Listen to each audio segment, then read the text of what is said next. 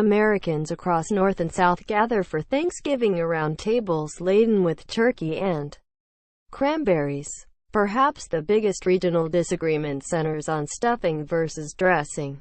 It was not always so.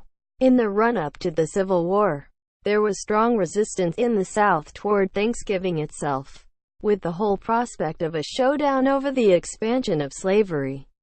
There was more and more rhetoric coming out of the South charging that Thanksgiving was pretty much a Yankee abolitionist holiday, said James C. Cobb, professor emeritus of history at the University of Georgia. While governors from Arkansas to Mississippi gradually embraced the idea of Thanksgiving in the 1840s, issuing Thanksgiving proclamations for their states, the idea of celebrating a traditional Puritan Northern holiday became more contentious in the 1850s with the heightening temperature of the national slavery debate. Thanksgiving was, above all, a New England holiday, and New England was abolitionist territory. As Diana Carter Applebaum put it in her book, Thanksgiving, An American Holiday, An American History, quote, those who urged their fellow Americans to celebrate Thanksgiving as a national ritual were Northern evangelical Protestants who were strongly linked to the abolitionist movement. As anti-slavery sentiment swelled in the 1840s, many Northern ministers took the opportunity of Thanksgiving to rail against the moral wrongs of slavery. Southerners, in turn, pushed back against the idea of Thanksgiving. Resistance to the holiday was particularly strong in Virginia, where local leaders viewed their state, not New England, as the cradle of the new American nation. In 1853, Virginia Gov. Joseph Johnson refused to declare a day of Thanksgiving, defending Thomas Jefferson's ideal of the importance of separation of church and state.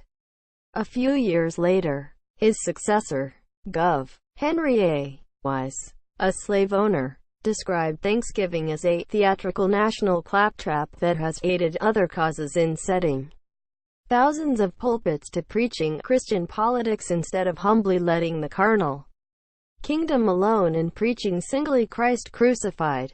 Quote, by other causes. Quote, Hale was referring to abolitionism.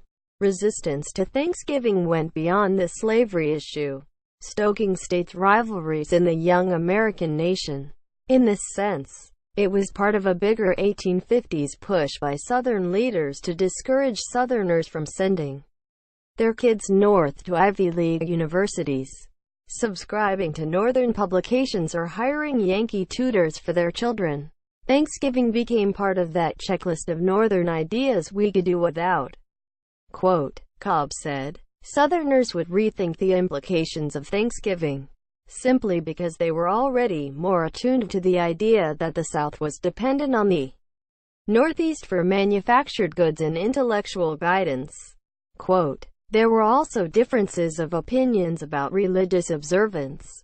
To the extent that Thanksgiving had been celebrated across the South, it was mostly as a religious holiday, with Southerners closing businesses and attending church to hear ministers' sermons rather than partaking in feasts. Southern newspapers complained that Thanksgiving was